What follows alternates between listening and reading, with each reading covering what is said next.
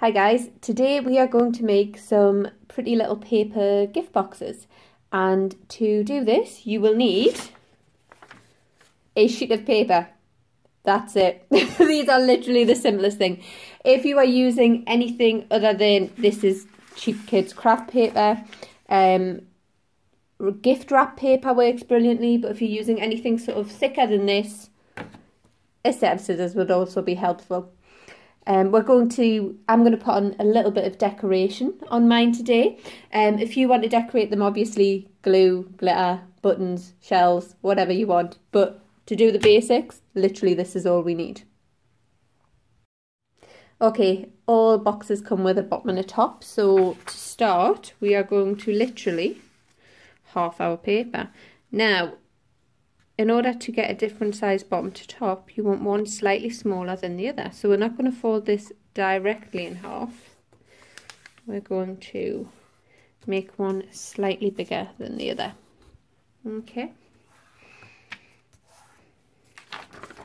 Now, because this is just basic kids thin craft paper, you won't need scissors.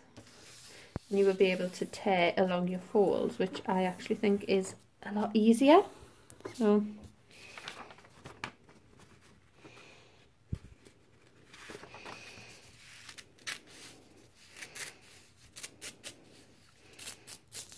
there we go. Okay, I'm going to work the bigger of the two first. Now, in order to make this work, we actually need a square rather than a rectangle. So the quickest way to do that is to take your shortest edge and fold it up. You must make sure you get really nice lines on these and your edges match as close as you possibly can. So.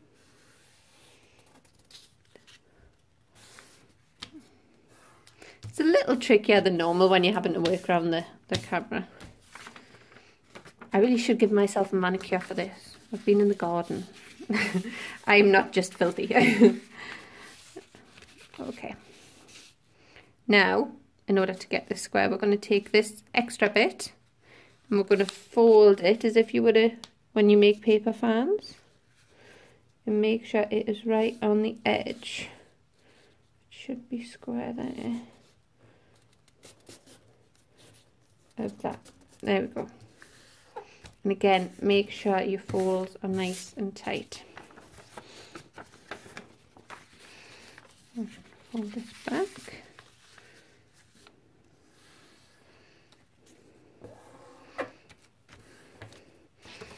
And once again, because we're using thin paper,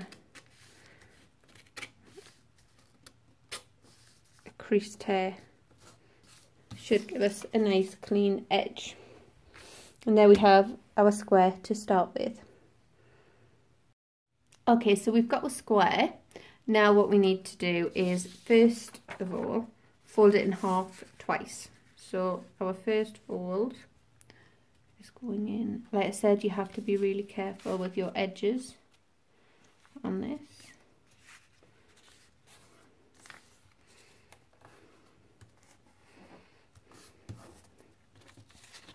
And then the other side.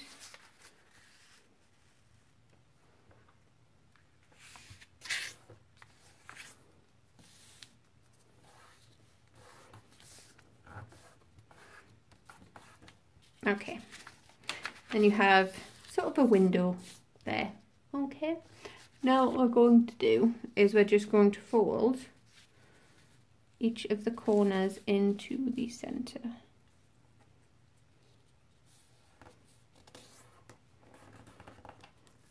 Do this as neat as you possibly can. As I say, I'm working around a camera, so I probably aren't as neat as they could be.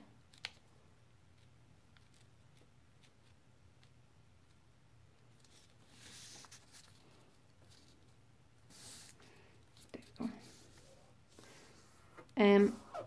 These are really handy little boxes. You can use them if you do handmade jewellery, if you do any sort of small crafts that you need to package, then I just think it looks so much nicer to have handmade packaging as well. And they're so inexpensive to do as well. If you're buying pre-made sort of little pouches or bags, compared to the cost of this, it's very inexpensive. Right, mine's a little messy here. You can see I've got slight angles on the corners. Ideally, you want them all pin sharp like this. Hopefully it won't cause too many problems with my box. It is a lot better if they all match up. In fact, I'm going to redo it slightly, which you can do. It means you get extra little foldy marks, but in the grand scheme of things, there we go, it's a bit better. It's not too bad. Still a bit of a gap, but it's not too bad. Okay, now once we're at this stage, what you're going to do is you're going to take two sides, top and bottom, and fold them into the centre. Again, making sure you have good base folds. And the other side.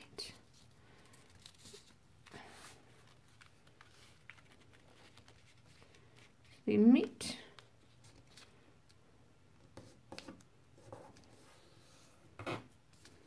There we go. Let's see.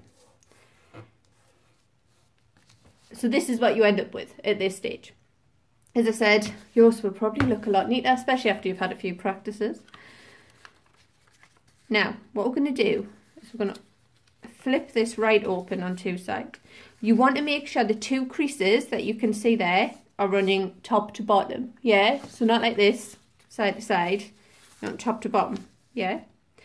We're going to fold the top and the bottom back to meet each other again, okay? So, same thing, but with little pointed sides.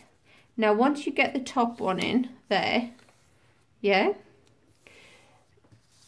use the crease marks as guides so that when this one comes over, you match them up so all the little creases are parallel, and then you know you'll get a nice sharp box. I can see mine are a tiny bit off.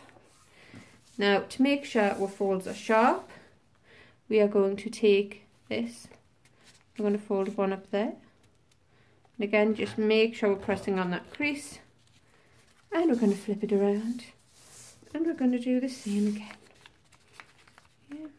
Yeah. This one's going to be the one that's off a little bit, and feel the paper fighting us a little, but we'll get the creases in as best we can. Okay.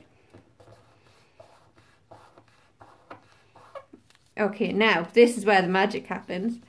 I'm going to flip that one and that one. Now, you have to do a little sort of neat trick with your fingers here. What you're doing is you're pushing in, and you should find all those little folds you've put in, you get a nice sharp little box corner there, and the same on that side. And then as if by magic, the top folds down and in. And the same on the other side. And there we have one half of our box. Now, what you need to do is get the other half of your piece of paper and do exactly the same. Fold it over, make a square, follow the same steps. So jump back in the video to that part and go through the same process again, and I'll meet you back. Okay, now as you can see, we have two little boxes. One very slightly bigger than the other. Yay! Now, as I said, at this point you can get a bit creative with it if you want to decorate this. You can literally add anything to it. As you can see this morning, because I hadn't made these for a while and wanted to practice, I got a little carried away and raided literally my children's craft supply. You can put anything on these. If you don't want the creases showing at the top, I quite like it, having the little cross. I think it looks, you know, it shows that it's homemade. However, if you don't want to do that, then what you can do is you can cover the top with a separate sort of cut out square of paper. You can add so many different things to them, you know, put a photograph on top maybe, put, yeah, literally anything. Like I say, shells and pebbles. This is just a plastic glow-in-the-dark star that I found in my son's room. Some little pom-poms and glitter. You can really do whatever you want with this. I'm just putting a little bit of double-sided tape on here. And I made this little sort of flower decoration on one of my flower looms. You're all going to ask us how to make these now, aren't you? Yeah, we'll do a short tutorial on them at some point. I just wanted to do something a bit different than the yarn stuff today.